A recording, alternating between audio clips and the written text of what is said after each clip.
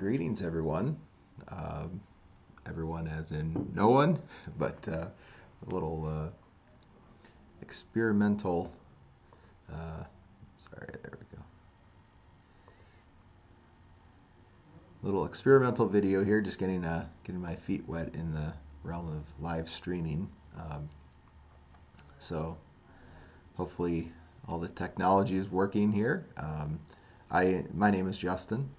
I intend to start a series of videos here, just doing some live translating of the Church Fathers, and so I'm not sure if, I haven't done an exhaustive search by any means, but I'm not sure if there's anyone else doing such a thing as this. So hopefully this will be a benefit to to people who want to. Maybe they've done some work in like New Testament Greek, Kini Greek, and want to branch out a bit. And like I'm certainly not a classicist, and so I'm not a grammarian, but I've spent a lot of time with Patristic Greek and trying to translate previously untranslated and unavailable Greek texts, just as a service really to the church and to the academy by extension. But so hopefully this will be a benefit, and maybe we can grow a little bit of an audience that this could become a little more collaborative type of effort. We could do some translating together, but right now I'm doing this live and recording it for the benefit of people who might find this interesting and get more practice just seeing other Greek texts. And so before us here we have the text of Saint Cyril of Alexandria, his commentary on Psalm 50, which of course he's working with the Septuagint, the Greek translation of the Old Testament, which has a slightly different numbering system. Just a few, like Psalm 9 and 10 were. See, how does that go? I'm forgetting. I'm teaching a course on the Psalms right now, and I forget all these things. But so Psalm 9 and 10 are combined, I believe, if I remember correctly, in the Septuagint, such that it puts the numbering of everything after that until like Psalm 116 or so off by a number. So everything in this most of the Psalms in the Septuagint of the Psalms are one less number than the Hebrew equivalent. So Psalm 51 in the Hebrew is 50 in the Septuagint, and of course that was this of course is the number 50 right here, in written in letters. How the Greek uses letters to indicate numbers. So that's 50 in Greek, and yeah. So the of course 50 being a highly symbolic number, as the fathers will often comment, with the connection between Psalm 50 and the Jubilee, right? The 50th year, which was the remission of debts and the forgiveness of sins. So the great Psalm of repentance, David's great Psalm of repentance, becomes the number 50 is highly significant, highly important because of that symbolism connection with the Jubilee. And of course, that's what our Lord, when he in Luke's Gospel, chapter 4, when he reads from the Isaiah scroll, the prophet of Isaiah, Isaiah 61, the text about this, the year of the Lord, to proclaim the year of the Lord, which is and the remission of sins, which is the Jubilee. So Christ comes to proclaim the Jubilee and usher in the new Exodus, the deliverance from captivity and slavery, sin and death. So again, highly significant, highly important number here. So Saint Cyril of Alexandria, of course, is like a late 4th into the early 5th century, very important church father, uh, patriarch, archbishop of a very important city, Alexandria, Egypt. And so Cyril certainly is known for his contributions, his important contributions in the realm of Christology, that he is the defender of, of the hypostatic union, right? That Christ is one person in two natures, right? So, um, so yeah, so very important. We don't need to get into all that, but certainly other people have talked about that more ably than I am, or I could at this point. But um, so this is Saint Cyril, very important church father. I guess I was going to say, he's certainly known for his contributions in Christology, perhaps a little bit lesser known until recently of his important contributions in the realm of biblical commentary. So he's much of which has been, thankfully translated in recent years. He has a commentary on the Minor Prophets that's translated 10, 12 years ago.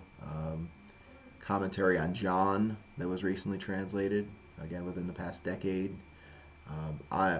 I'm working on his treatise called On the Veneration or on the Adoration and Worship in Spirit and Truth, which is written in dialogue form, and he covers a lot of the Pentateuch in that mode. Very very interesting and difficult text to translate. Um, a scholar, Nicholas Lunn, recently translated what's called the Glaphyra, which is another kind of like a later companion commentary on the Pentateuch. So he writes the De Adoratione first, on the worship and veneration, spirit and truth, and then later writes the Glaphyra, like the sweet words, the sweet sayings, discourses on the Pentateuch, as to fill in the gaps, really, of that earlier commentary. So Saint Cyril is an important, not only like theologian in the dogmatic realm, but also in his contributions in scripture commentary. So there's a whole. We don't have his commentary on the Psalms intact, but through the cateni, the chains, the patristic chains, scholars have worked with those to kind of reconstruct commentaries of not just Cyril but others like Origen and Eusebius of Caesarea. They've reconstructed from those patristic chains a more or less sequential commentary. So these comments on Psalm 50 come from that reconstruction from the patristic cateni, the patristic chains. And so let's just dive in here and see what Cyril is saying. And I have in mind to just start reading through the Greek, and then as you can see here on the right column, I have my initial rough draft kind of translation of his commentary, and this is like an introductory discussion, really, to setting Psalm 50 in context in relationship to the previous psalm, which is already kind of an important move, right? That he's saying he can't understand, and Eusebius in his commentary on the Psalms will say this continually as well. The sequence, right? You have to take things in sequence. So one aspect of the ordering of the Psalms to get at their meaning is to handle them in sequence. How does one psalm relate to another in a kind of logical progression of sequence? Akoluthia is the Greek word for that. So let's just dive in here, and I'll read through, pronouncing as best I can with my stilted kind of modern. Oh, sorry, learning the ropes here. So again, I've migrated, in recent years from the Erasmian. I misspoke there earlier. The Erasmian pronunciation. of the academy to the more modern, I might say authentic, Greek pronunciation. But even with that, I'm still, of course, still very stilted probably in my rendering. But let's see what we can do here. Epakousas o David prophetikou pneumatos thespisantos diatu pro lekthentos psalmou peritis chryseos tu theou ke os elege to amartolo.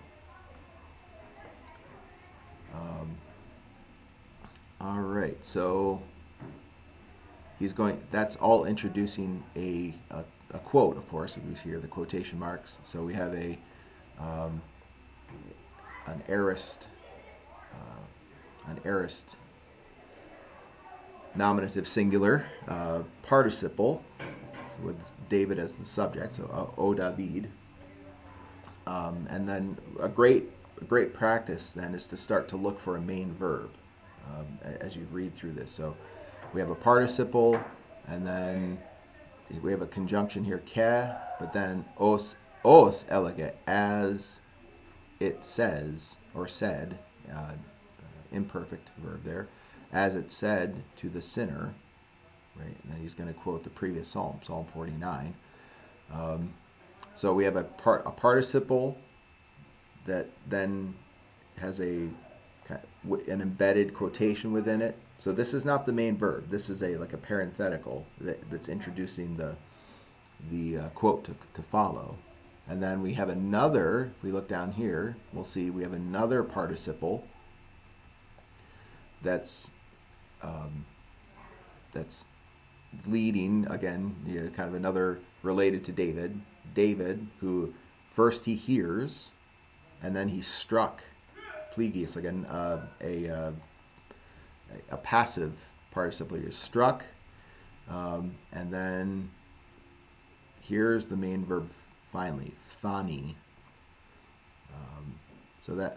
So David is the subject, two participial clauses, and then the main verb phthani, which is kind of an interesting verb, but here it has the sense of to anticipate, I think. So we'll see.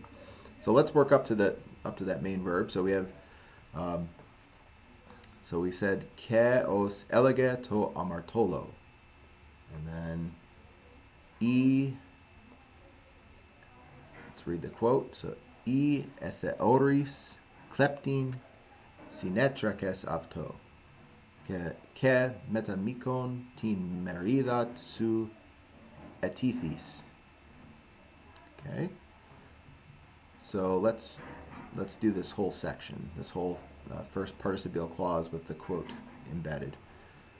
So epakuo, from the root word akuo with a epi prefix, so to listen to, like to attend almost. So when David, getting the participle, when David heard or attended to or listened to the prophetic spirit, capitalized here. So the editor of this text thinks this is obviously a reference to the Holy Spirit, the Holy Spirit who is thespisantos, genitive participle modifying the prophetic spirit. So who was prophesying or speaking, uttering under in inspiration, giving an oracle almost. So prophesying through via tu prolecthentos psalmou. So through the psalm, right? Pro before, lekthentos, like read or cited, spoken, recited. So through the psalm, previously recounted or recited, peritis chryseos tu theo, concerning the judgment of God. Keos elege to amartolo, and, or I say over here, indeed, how it said to the sinner, if you saw the theoreo, we get the noun theoria from that, to see, to contemplate, to behold, right? If you saw a kleptine, a thief, Sinetrekes apto. You ran with him. So, so I have to. That could be an imperfect. I'd have to check. So, but it's clearly past tense. We have the epsilon marker there. So the augment. So it's a could be imperfect because it doesn't look like there's a stem change. So it's treco. So sin etrekes. You were running with him. And with mikon, and with adulterers, you, epitethis, you set, tithemi, to put, to place, to set. It's all, always how exactly, very flexible kind of word to translate, but you set your portion, teen, and with adulterers, your portion you set. Or so, yeah. So quoting Psalm 49, verse 18 there. Now, pligis, moving along, pligis epiti, all right, to the end of the sentence there. Pligis epiti mnimi tis klepsiamu mikias, thani tu theu tin krisin, osper stilin kategorias, kath ev tu ton prokimenon, synapsas psalmon. Okay.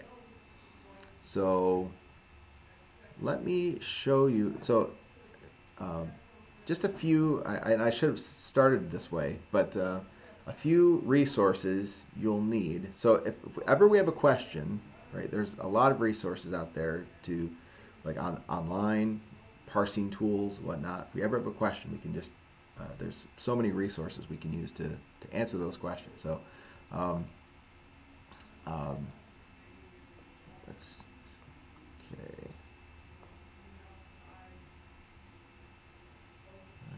It seems that, let me try. I'm looking now on the screen here, and it looks like it's not following it when I highlight the text in the Word document. So I'm going to switch to display capture here and see if I can do it this way.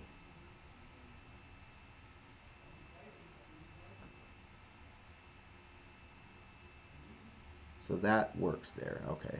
Yes. Okay. There we go. So when I do it that way, you can see the highlighted text. All right. So that was a little learning curve there already. So a few things just to show you some great resources out there. So I said that this is passive, a passive participle, but I want to check myself just to make sure. So I'm going to select that, copy it, and then I'm going to pull up. There's two great possibilities we can turn to. One is the Perseus project, like morphology tool. So let me see if that. Okay, that doesn't seem to be working there. So let me do it this way. Window capture. Okay. There we go. Let's try it that way. Now I'm going to see if this will.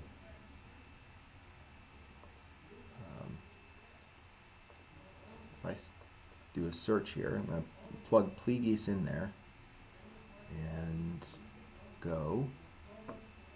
Right? Now did that come through? There we go. See? Yep. So we see the couple options for that form. It could be a second singular verb, second singular aorist subjunctive passive, or it could be either a vocative or a nominative participle, aorist passive, nominative, masculine, either. Aorist passive participle, either sort of masculine, but either nominative or vocative. Of course, here it's in the nominative case. So modifying David, from the beginning. So we being struck, right? Have been struck, or after being struck, with the aorist participle. So let's go back then to our. So that's one resource, the Perseus Project Morphology.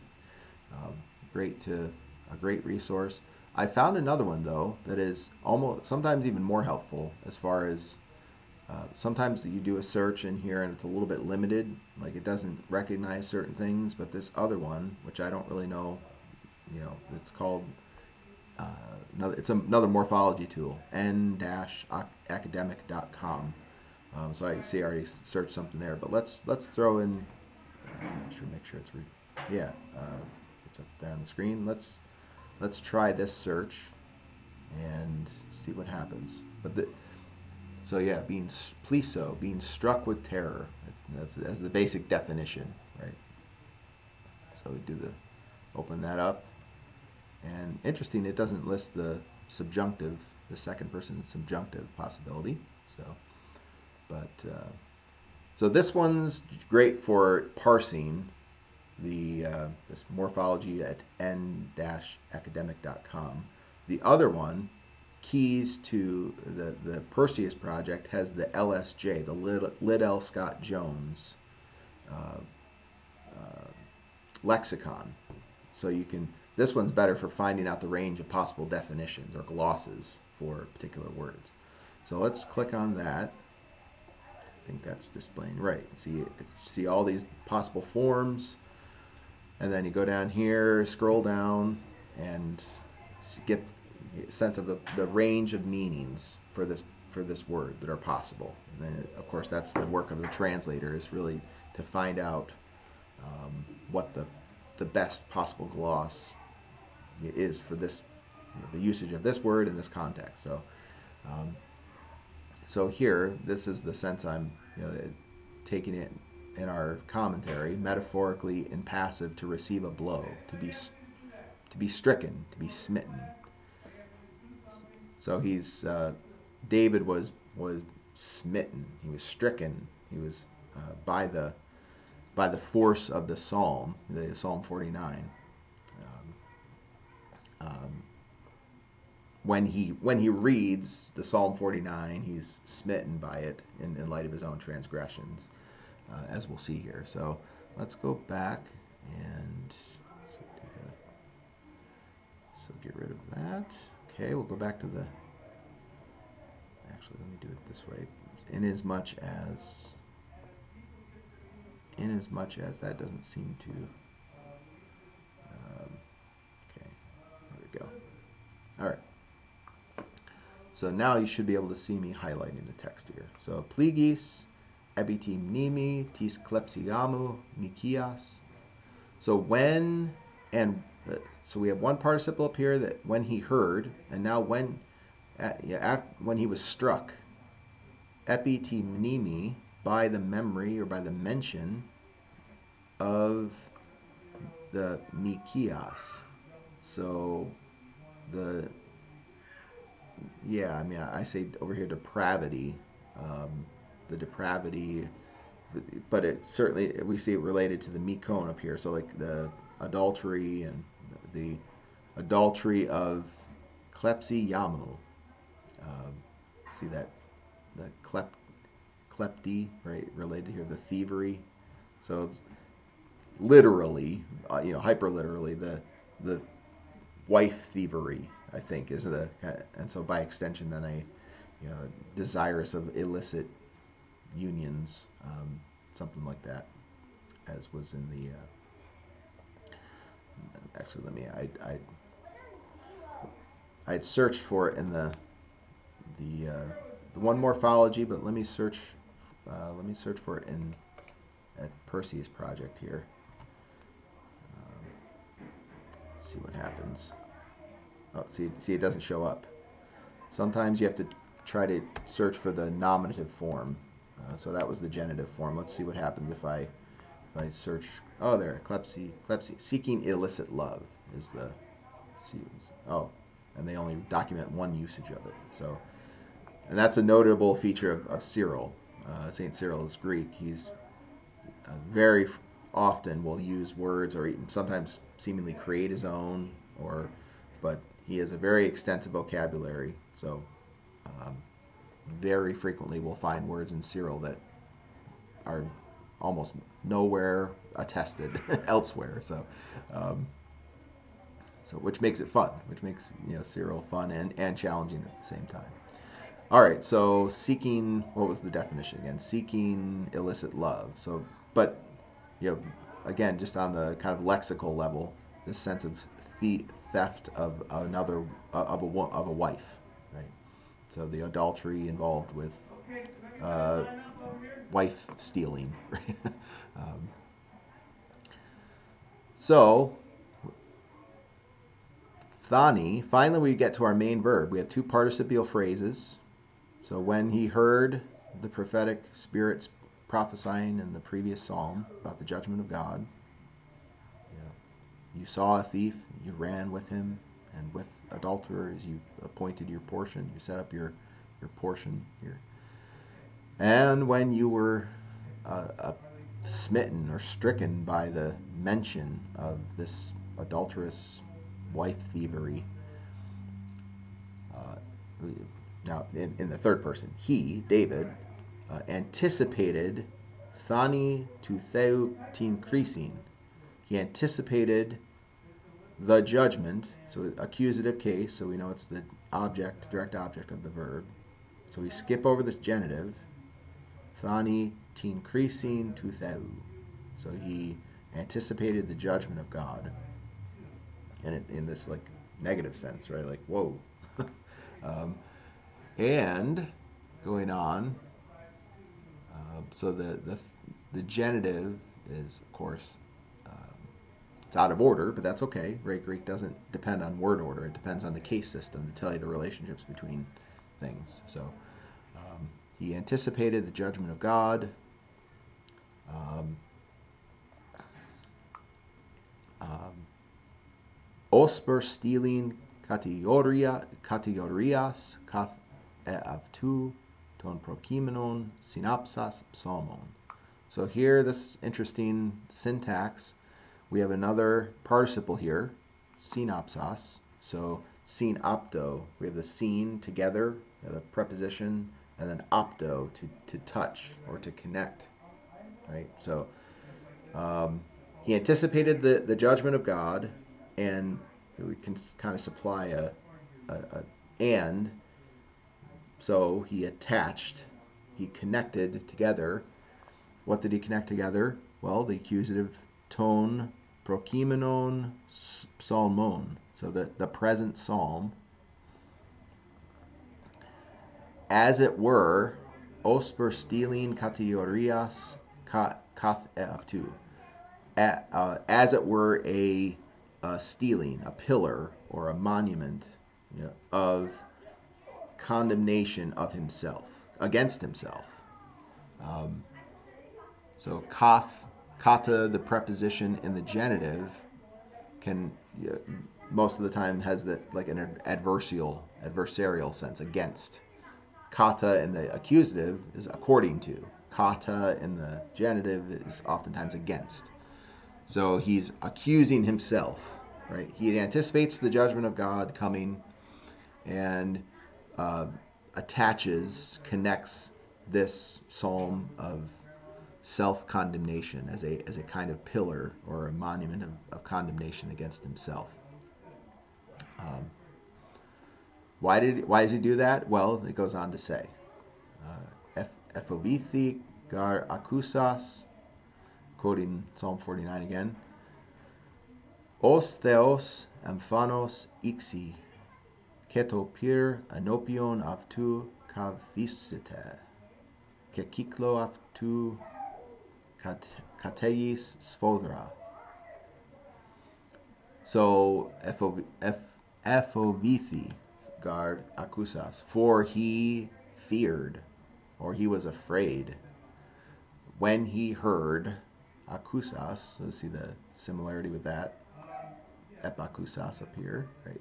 So here's just when he heard. He was afraid, for he was afraid when he heard And I think this is actually a misprint. I suspect this os should actually go. Um, it's not should not actually be part of the quotation. It should be like introducing the actual text. So thus, in the sense of how. So when he heard os, how. See over here my translation. When he heard how, Theos emphanos ixi, God will come with like manifestly, right? Emphanos, like emphatically, kind of in that same kind of a lexical connection there. God will come manifestly, and the ketopir enopion avtu kapthisita, and the fire will burn before him. Yeah, and as he's coming, I guess that's the sense, right? As God is coming to judge, the fire is burning as kind of almost, as it precedes God in his advent, in judgment. Kekiklo avtu, and round about him. We have to supply a kind of a to be verb here, like, and around about him will be kateis svodra, an exceeding tempest, storm, like a. So the aproston elon, short sentence here. The aproston elon katefiga to theu. Wherefore, theo, proston eleon to theu. So again, we're jumping. The genitive is separated from what it modifies. So, wherefore, to the mercy of God, he fled. So David is fleeing to God's mercy in light of this coming judgment. Kepalin akusas, and again, when he heard tostomasu epleonase kakian ke iglosasu peri epleke doliotita kathimenos kata tu adelphusu kata lalis ke kata tu iu tis mitrosu epithis skandalon. So, and again, when he heard, your mouth, tostomasu, multiplied vice, kakian, and your tongue, periepleke, this sense of weaving together, weaving about, kind of in this crafty way, this treacherous way, right? Weaving, and your mouth wove about treachery, like making designs on people, right? That's the sense. Treacherous dealing. While sitting, kathimenos, you spoke against, kata laleo here, kata lalis, you were speaking against, and then doubles up with the kata preposition. You were speaking against your brother, right? You were speaking against your brother. Ke kata tu iu tis mitrosu, and against the mother, against the son of your mother, etithis, you set a stumbling block, right? So when David heard that, is enian ilthe tis kat uriu skevorias. Ilthe, aorist form of erkome, to come, to go, right? He came, is enian, to an understanding of, it's an interesting word here, of the knavery, right? Knavery here, kind of, again, in the same realm of treachery, like a knavish, treacherous type of activity. So he came to an understanding of the treachery or the knavery. I guess we could supply his knavery against Uriah. In pritudin anerethine kata polemon egrapse. And I'm not exactly sure what the force of this. So is enion seems to be the antecedent here. So he came to an understanding of his knavery against Uriah, which concerning we have an infinitive here, passive infinitive, and Cyril loves this particle "dean," which has the sense of necessity, like which must or of necessity. Yeah. So concerning and the main verb egropse, which he wrote. So which the accusative here, which is the direct object of the verb. So which he wrote concerning what I'm translating, the fact that he, Uriah, needed to be destroyed, kata polemon, like in war, I'm saying, and according to war, in the battle, right? How, I think that's what that means, how David arranges for Uriah to be disposed of, right? Making it look like it's a wartime killing, but it's actually arranged. So I think that's what that's referring to. Oops, sorry. So let's go for just a little bit more here. So Kefisin, and he said, now he Cyril's starting to quote, the actual Psalm 51. So after all these things, David reads the previous psalm, comes to this awareness of his own sin in view of God's coming judgment. So and as a result, kefisin, and he says, Atitina nomian mu ego yinosko, for my lawlessness I myself know. So the ego, I, kind of, not necessarily I'm adding emphasis, but if you wanted to show that the actual, it can add emphasis, like I myself know my lawlessness, my iniquity. Kepalin, and again, riseme ex ematon otheos. Deliver me, save me from blood. It's interesting, in the plural, bloods. So, blood guilt by, oh God, here in the vocative. So, so as referring back, of course, to his killing of Uriah. Kepalin akusas elexose ke parastiso kata prosoponsu. And again, when he heard, I will reprove you,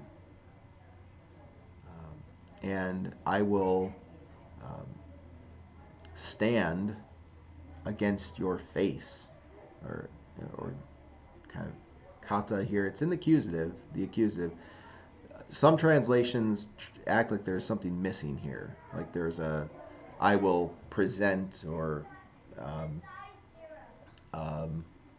like the charges, like before your face, or in your presence, right?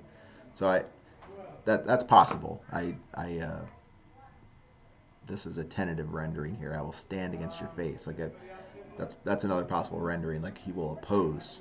God is going to show up and oppose David in this kind of law court setting, right? So when he hears these things from Psalm 49 again, verse 21, he says, "Thesin apostrepson to prosopon, so to prosoponsu apoton amartion mu." Apostrepo, to turn away from, right? Turn, and as an imperative, right? David is telling God what to do, an imperative, right? Turn, to prosoponsu, And the accusative, turn your face away, um, as the direct object of the verb, right? God, turn your face away from apo ton amartion mu, from my sins. Um, okay, now so that's where I ended. That's as far as I got in just preparation. But let's do another line just to see if I can manage here on the fly. Right? Um, so I do that. So in the palin pithomenos. So pithome is to like inquire, to ask a question, to inquire about. Um, um, and again, in. So this was, and again he was inquiring. So in is from to be here. He was aorist. Um, so and again he was inquiring. U pros lexome ectu iku sub moscus. Ude ecton pimnion su kimarus. So this is, I think it's a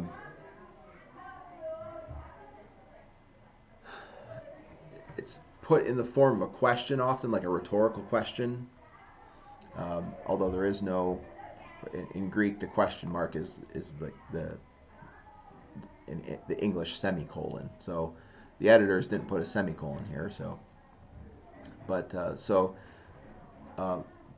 I will not expect prosdekome. I will not expect from your house calves, right? Nor ude ecton pimnion su, nor from your flocks rams, I believe, kimarus. So let's pull up BibleWorks and so this critique of sacrifice, right? Let's go back here. I think that, make sure that, oh, I guess it's not up there. All right, let me see if I can do that. And see if I can share BibleWorks with you here.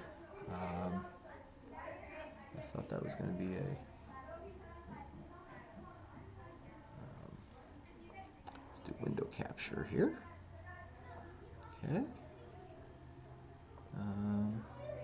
There we go. That should be up there.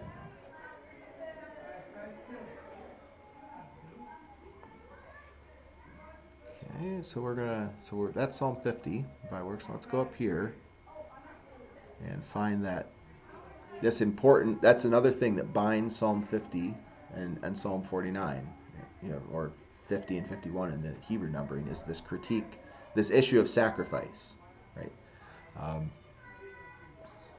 So as Saint Cyril is drawing out. Right? Okay, find it here. There's the.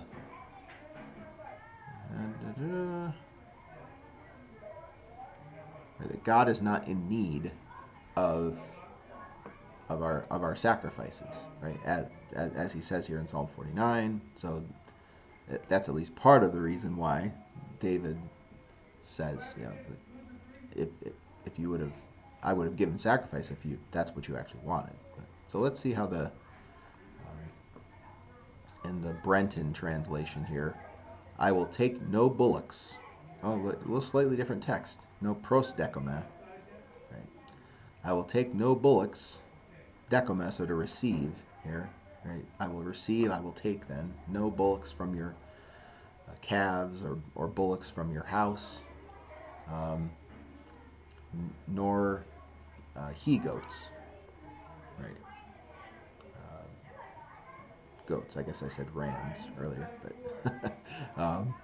so nor he-goats or goats from your flocks. So the root word there from shepherding, right? So the flocks that, that are shepherded. Um,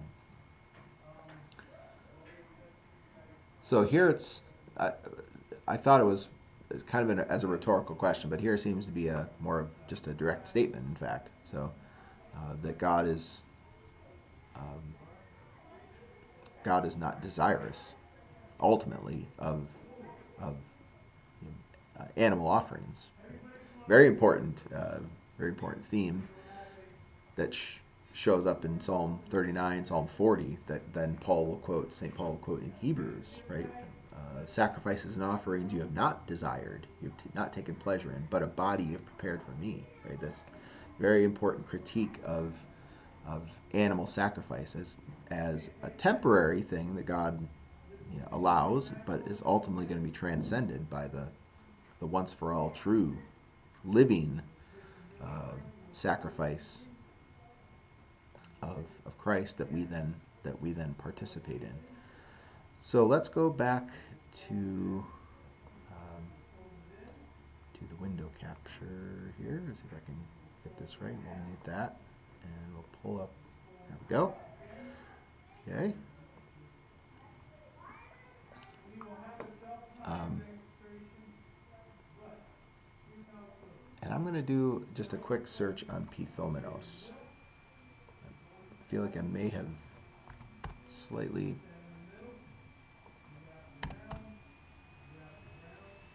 Okay, to learn. All right, all right. So yeah, this is why we have these lexicons here. Let's see if is this the right one? There we go. So let's do that. Okay, we're back. So inquiring, I guess that was what I yeah, to inquire of something, to ask a question. That was the sense I was taking in it. But it could also mean to learn, right? So to learn um, when he was learning, that is when David was learning from or heard from what was said in the psalm. So Cyril's just kind of diversifying his vocabulary to keep our interest, kind of a higher style, I suppose. So when he heard, or when he heard, or when he was learning. So is that back up there?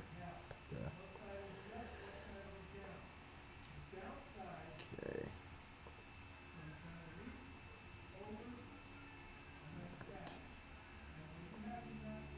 Let's see. Hopefully that's there. We go. All right. So when he was learning, I guess I should write this down. So, and again,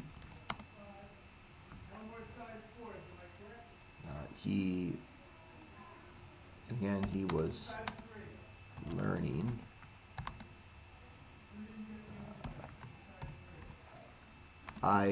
God speaking here, I will not accept or receive. What did we say that was? Calves, right? Young bullocks, calves, which of course is what will be at the end of Psalm 50, right? Young or bullocks. So interesting. I will not accept calves from your house. And I hope the noise behind me isn't too loud. The kids out there. But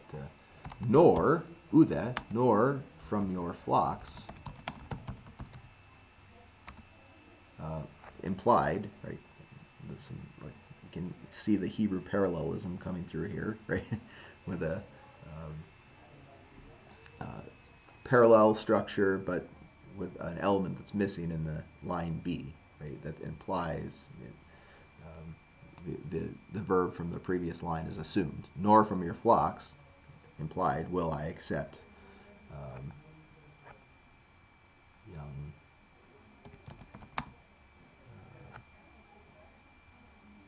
young goats. Right? Okay, that was what verse? Psalm 49, verse 8. verse 8. Next one down. Verse 9. Okay. Psalm 49, verse 9. So when he learned this, when he was learning this, David was, and I guess I'll put that there. When he was learning this, when he was learning, or when he learned,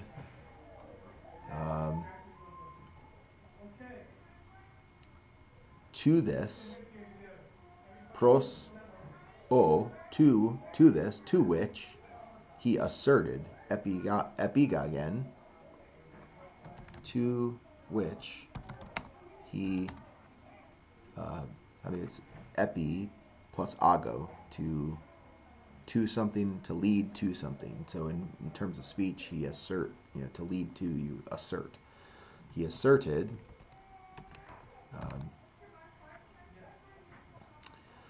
so go to bold here, that if, and I wonder if the ati, I'll have to go back to the Greek, the Greek text to see the ati is actually supposed to be part of the introduction. I suspect it is. Introduction of the quotation, not part of it. If you had desired, and it's just a simple aorist there, but often supplied with, had to give the sense of,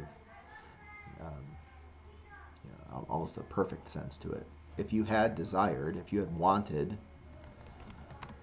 sacrifice, thesion, and then we have, so there's thesion,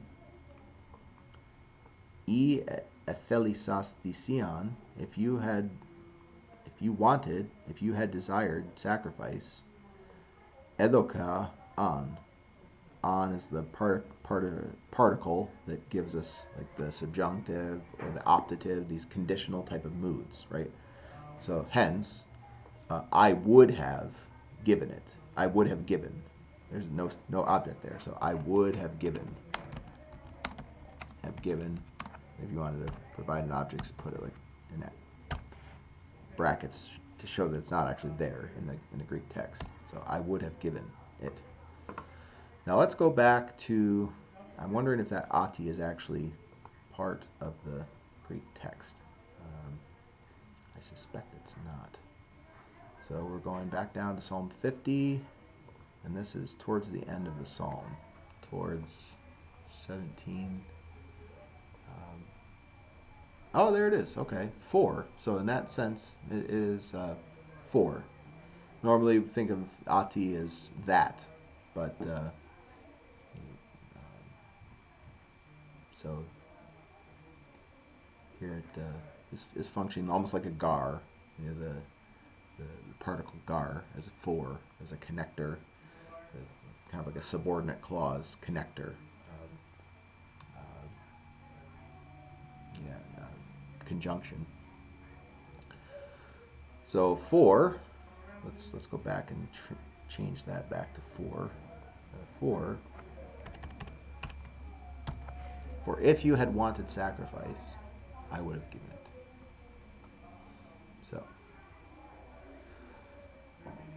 So that's an interesting way of framing the relationship between Psalm 49 and Psalm 50, is it not?